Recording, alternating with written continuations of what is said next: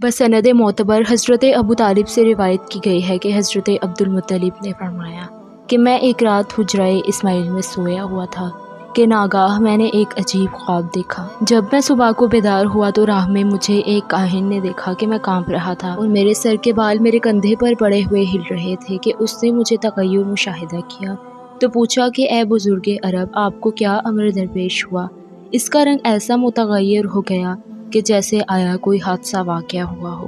بس میں نے کہا کہ آج میں حجرۂ اسماعیل میں سویا ہوا تھا کہ میں نے ایک خواب دیکھا کہ ایک درخت میری پشت سے نمودار ہوا اور اس قدر بلند ہو گیا کہ اس کی شاخیں مشرق و مغرب میں جا پہنچی۔ پھر اس درخت سے ایک نور نکلا کہ جو آفتاب کے نور سے 70 گنا زیادہ تھا اور عرب و عجم میں اس درخت کو سجدہ کر رہے تھے۔ اس کا نور اور اس کی بلندی ہر آن بڑھتی ہی جا رہی تھی۔ بس قریش کی ایک جماعت چاہتی تھی کہ اس درخت کو اکھاڑ دے، لیکن جب اس کے پاس جانا چاہتے تھے تو ایک نوجوان نہایت پاکیزہ صورت، عمدہ لباس پہنے ہوئے اس کو پکڑتا اور اس کی پوچھ توڑ دیتا اور ان کی نگاہیں نکال دیتا۔ میں نے اپنا ہاتھ بلند کر کے چاہا کہ اس کی ایک شاخ کو توڑوں تو بس اس نے کہا کہ اس میں ان لوگوں کا حصہ ہے کہ جو اس درخت سے لپٹے ہوئے ہیں۔ یہ خواب دیکھ کر میں خوفزدہ بیدار ہوا۔ جب اس کاہن نے یہ خواب سنا اور اس کا رنگ تبدیل ہو گیا، وہ کہنے لگا کہ اگر آپ سچ کہتے ہیں تو آپ کی سلب سے ایک لڑکا پیدا ہوگا کہ جو مشرق و مغرب کا مالک ہوگا اور پیغمبر خدا ہوگا۔ تو عبدالمطلب نے ابو طالب سے کہا کہ وہ جوان کہ جو اس کی مدد کر رہا تھا، کوشش کرو کہ وہ تم ہو۔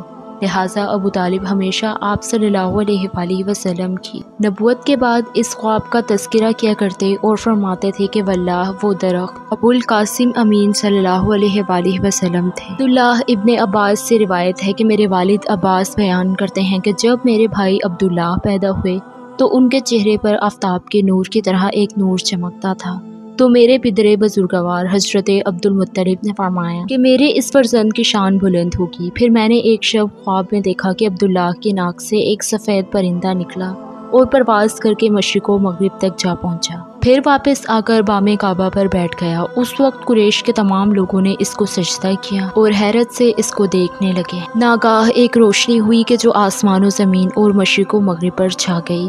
میں بیدار ہوا تو ایک کاہنہ سے دریافت کیا کہ جو بنی مخزوم میں سے تھی۔ اس نے کہا کہ اے عباس، اگر تمہارا خواب سچا ہے تو عبداللہ کے سلب سے ایک لڑکا پیدا ہوگا جس کے تابع اہل مشرق و مغرب ہوں گے۔ عباس کہتے ہیں کہ اس کے بعد سے ہمیشہ میں عبداللہ کے لیے سوچا کی فکر میں تھا کہ آمنہ جیسی پاک و پاکیزہ سے ان کا عقد ہو گیا۔ وہ زنان قریش میں سب سے زیادہ خوبصورت اور حسین و جمیل تھیں۔ جب حضرت عبداللہ کا انتقال ہوا تو رسالت ماپ پیدا ہوئے۔ میں نے ان کی دونوں آنکھوں کے درمیان ایک نور لاما دیکھا تو میں نے ان کو گود میں لیا۔ ان کے جسم سے بوئے مشک آتی تھی اور میں ایک ناقہ مشک کے مانند معطر ہوتا چلا گیا۔ آمنہ نے مجھ سے کہا کہ جب مجھے درد ذہ شروع ہوا تو میں نے اپنے گھر میں بہت سی آوازیں سنی کہ جو آدمیوں کی آوازوں سے مشابہ نہ تھیں۔ پھر میں نے سندس بہشت کا ایک علم دیکھا کہ جو یاقوت کے چھڑ میں لگا ہوا تھا، جس نے زمین و آسمان کو پر کر دیا، اور ایک نور آپ صلی اللہ علیہ وآلہ وسلم کے سر سے بلند تھا کہ جس نے آسمان و زمین کو روشن کر رکھا تھا۔ اس میں نے شام کے قصر دیکھے کہ جو نور کی زیادتی کے سبب آگ کے شعلے معلوم ہوتے تھے، اور اپنے چاروں طرف افسرد کے مانند پرندے دیکھے کہ جو میرے گرد طواف کرتے تھے۔ پھر میں نے عشیرہ اسدیہ کو گزرتے ہوئے دیکھا کہ جو کہہ رہا تھا کہ اے آمنہ، کاہنوں اور بتوں کو تمہارے فرزندوں سے کیا کیا دیکھنا نصیب ہوگا۔ پھر میں نے ایک بلند قامت جوان کو دیکھا کہ جو سب سے زیادہ خوبصورت تھا اور بہترین لباس پہنے ہوئے تھا۔ میں نے سمجھا کہ وہ عبدالمطلب ہیں اور وہ میرے پاس آئے اور میرے فرزند کو گود میں لے کر اپنا لعاب دہن ان کے منہ میں دیا۔ ان کے ساتھ ایک سونے کا تشت تھا کہ جو زمرد سے مرصع تھا اور سونے کی کنگھی بھی تھی۔ انہوں نے میرے بچے کا شکم چاک کیا اور اس کا دل نکالا، پھر اس کو چاک کر کے ایک سیاہ نقطہ نکال کر پھینک دیا۔ پھر حریر سبز کی ایک تھیلی نکالی اور اس تھیلی میں سے ایک طرح کی سفید گھاس نکالی اور اس کو دل میں بھر دیا اور دل کو اس مقام پر رکھ کر شکم مبارک پر ہاتھ پھیرا اور حضرت سے باتیں کی۔ آپ نے ان کے جوابات دیے۔ میں ان کی باتیں نہ سمجھ سکی سوائے اس قدر کہ انہوں نے کہا کہ حفظ و امان و حمایت میں رہو۔ یقیناً میں نے تمہارے دل کو ایمان و علم، یقین و شجاعت سے بھر دیا۔ تم بہترین خلق ہو اور خوشحال ہو اس کا کہ جو تمہاری مطابعت کرے اور وائے ہو اس پر کہ جو تمہاری مخالفت کرے۔ پھر دوسری تھیلی نکالی کہ جو حریر سفید تھی، اس میں سے ایک انگوٹھی نکالی اور حضرت کے دونوں شانوں کے درمیان ایک مہر کی، جس کا نقش ابھر آیا، اور کہا کہ میرے پروردگار نے حکم دیا ہے کہ تمہارے سینے میں روح قدوس پھونک دوں۔ الغرض انہوں نے روح آپ صلی اللہ علیہ وآلہ وسلم کے جسم میں پھونکی اور ایک پیرہن ان کو پہنایا اور کہا کہ یہ دنیا میں تمہارے لیے تمام آفتوں سے امان ہے۔ اے عباس، یہ وہ امور تھے کہ جن کو میں نے اپنی آنکھوں سے دیکھا۔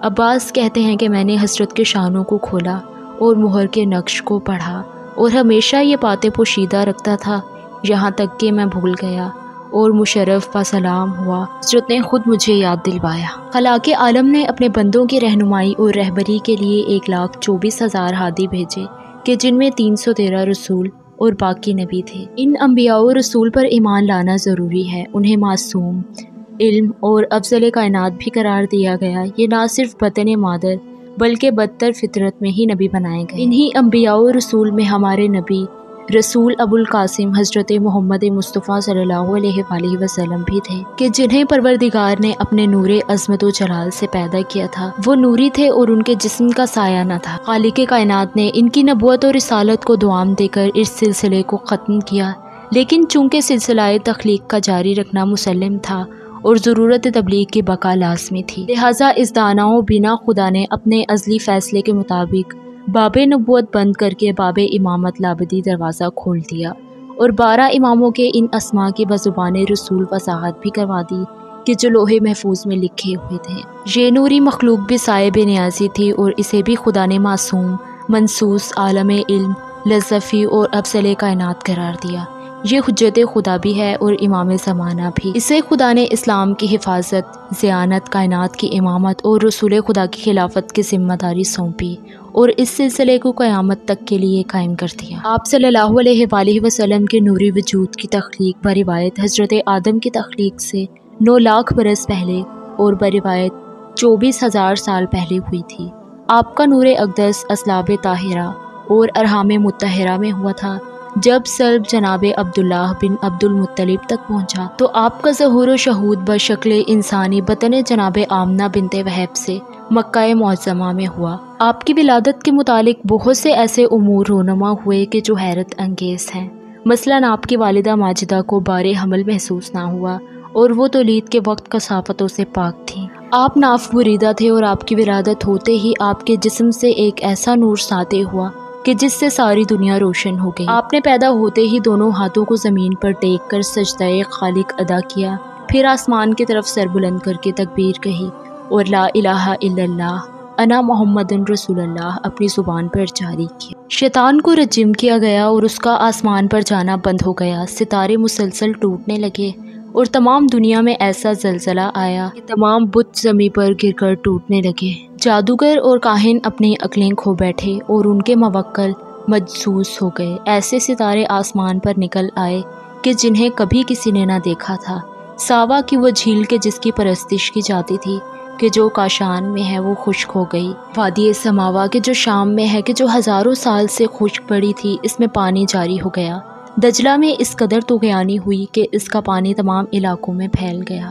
مہر کسرا میں بھی پانی بھر گیا اور ایسا زلزلہ آیا کہ ایوان کسرا سے 14 کنگرے زمین پر گر پڑے اور تاکہ کسرا شگافتہ ہو گیا، اور فارس کی وہ آگ کہ جو 1000 سال سے مسلسل روشن تھی وہ فوراً بجھ گئی۔ مورخ ذاکر حسین لکھتے ہیں کہ بروایت آپ کے پیدا ہونے سے پہلے اور بروایت آپ 2 ماہ کے بھی نہ ہوئے تھے کہ آپ کے والد عبداللہ کا انتقال بمقام مدینہ میں ہو گیا، کیونکہ وہ وہاں تجارت کے لیے گئے تھے اور انہوں نے سوائے 5 اونٹ اور چند بھیڑوں اور ایک حبشی کنیز یعنی برکت ایمن کے علاوہ اور کچھ ورثے میں نہ چھوڑا۔ جب آپ کی عمر مبارک 8 سال کی ہوئی تو آپ کے دادا عبد المطلب کا انتقال ہو گیا۔ عبد المطلب کی وفات کے بعد آپ کے بڑے چچا جناب ابو طالب اور آپ کی چچی جناب فاطمہ بنت اسد نے فرائض تربیت اپنے اوپر عائد کیے اور اس شان سے تربیت کی کہ دنیا نے آپ کی ہمدردی اور خلوص کا لوہا مان لیا۔ عبد المطلب کے بعد ابو طالب بھی خانہ کعبہ کے محافظ اور متولی اور سردار قریش رہے۔ حضرت علی فرماتے ہیں کہ کوئی غریب اس شان کا سردار نہیں ہوا کہ جس شان و شوکت کی سرداری میرے پدر محترم کو خدا نے دی تھی۔ بعض مورخین نے لکھا ہے کہ جب حضرت عبدالمطلب کا وقت وفات قریب پہنچا تو انہوں نے آپ صلی اللہ علیہ وآلہ وسلم کو اپنے سینے سے لگایا اور سخت گریہ کیا اور اپنے فرزند ابو طالب کی طرف متوجہ ہو کر فرمایا کہ اے ابو طالب، یہ تیرے حقیقی بھائی کا بیٹا ہے، اس دور گانا کی حفاظت کرنا اور اسے اپنا نور نظر اور لخت جگر سمجھنا، اس کے تفقد و خبرگیری میں کوتاہی نہ کرنا اور دست و زبان اور جان و مال سے اس کی حفاظت کرتے رہنا۔ حضرت ابو طالب کے جو اکثر تجارتی سفر پر جایا کرتے تھے، بس جب ایک دن روانہ ہونے لگے تو آپ صلی اللہ علیہ وآلہ وسلم کو کہ جن کی عمر مبارک اس وقت بروایت طبری 9 سال اور ایک اور روایت کے مطابق 13 سال تھی، اپنے بال بچوں میں چھوڑ دیا اور چاہا کہ روانہ ہو جائیں۔ بس یہ دیکھ کر آپ صلی اللہ علیہ وآلہ وسلم نے اصرار کیا کہ مجھے اپنے ہمراہ لیتے چلیے۔ آپ نے یہ خیال کرتے ہوئے کہ میرا بھتیجا یتیم ہے، انہیں اپنے ہمراہ لے گئے اور چلتے چلتے شہر بصرہ کے قریہ کفر پہنچے کہ جو شام کی سرحد پر 6 میل کے فاصلے پر واقع ہے، کہ جو کہ ایک بہت ہی بڑی منڈی تھی اور وہاں پر نستوری عیسائی بھی رہتے تھے۔ وہاں ان کے ایک نستواری راہبوں کے معبد کے پاس قیام کیا۔ راہبوں نے آپ صلی اللہ علیہ وآلہ وسلم اور جناب ابو طالب کی بڑی خاطرداری کی۔ پھر ان میں سے ایک کے جس کا نام جرحبیس اور کنیت ابو اداس اور لقب جزیرہ تھا، آپ کے چہرہ مبارک سے آثار عظمت و جلالت اور اعلیٰ درجے کے کمالات عقلی اور محامدہ اخلاق نمایاں دیکھ کر اور ان صفات سے موصوف پا کر کہ جو اس نے توریت اور انجیل اور دیگر کتب سماویہ میں پڑھی تھیں، پہچان لیا کہ یہی پیغمبر خدا آخر الزمان ہے۔ ابھی اس نے اظہار خیال نہ کیا تھا، اس نے دیکھا کہ آسمان سے ایک بادل آپ صلی اللہ علیہ وآلہ وسلم کے اوپر سایہ کیے ہوئے ہیں۔